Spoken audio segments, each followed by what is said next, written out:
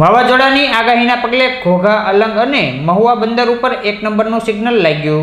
હવામાન વિભાગની સંભવિત વાવાઝોડાની આગાહીના પગલે ભાવનગર તંત્ર સતર્ક બન્યું છે. જીએમબી દ્વારા ઘોઘા, અલંગ અને મહુવાના બંદર ઉપર 1 નંબરનું સિગ્નલ લગાડવામાં આવ્યું છે. તકેદારીના ભાગરૂપે માછીમારોને દરિયો નહીં ખેડવાની તંત્ર દ્વારા જાહેરાત કરવામાં આવી છે.